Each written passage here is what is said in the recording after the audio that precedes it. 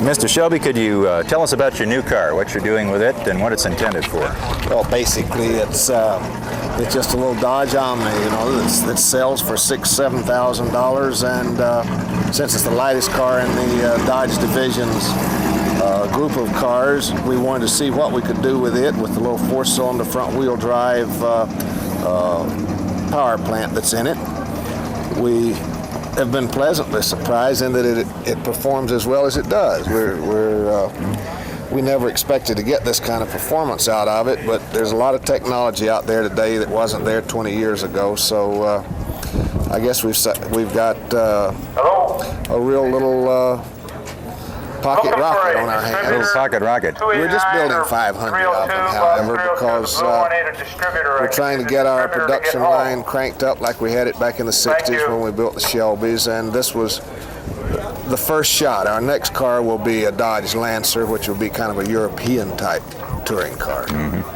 In the old days, you made an R model, a race car. I know of the 14,000 cars you made. In the first year, 1965, for the B production races, you made about 560 some odd Shelby GT350s.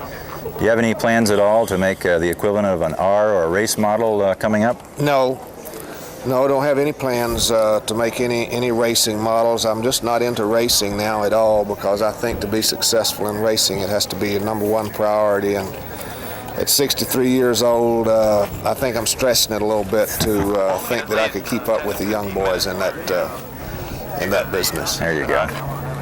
The Shelby GT350 is certainly a collectible. You put your brand on it, and now it's a car that's highly sought after. What do you suppose is going to happen now with the Dodge Omni, now that it's become a Carroll Shelby unit? Excuse me.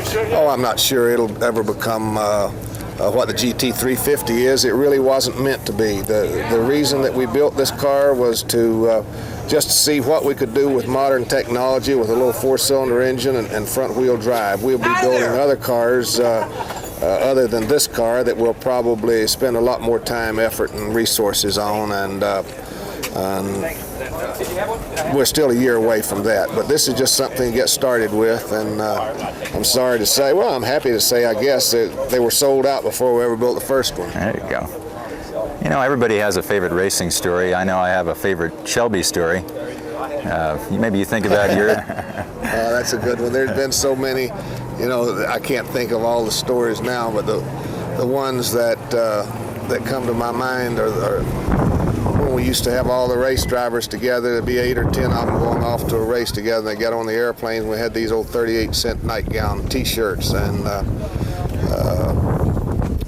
they came down just below the girls' knees. And in one season, we gave 12,000 of those things away to airline stewardesses. So I don't know whether there are any rewards for that or not, but I used to get a lot of stories about it. Let me ask you on a business note, how has the car business changed in the last 25 years? Well, the performance car business has changed tremendously. We used to just have big V8s, raw horsepower. Now, in a vehicle, if you want another 40 horsepower, when we used to have to port the head, change the rods, do a head job,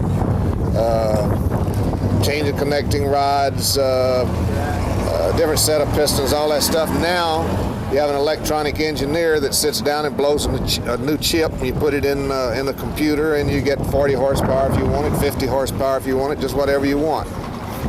That's one of the ways it's changed. Yeah, that's a different story. The computer, the large all scale technology now, all electronics, and electronics are becoming the integral part of the automobile. And in another 5 years, it'll be computers will be running the whole thing. So the Dodge GLHS is electronically powered, I guess you'd say. Yeah, fuel injected, and has a little black box there that you can just do just about whatever you want to with it.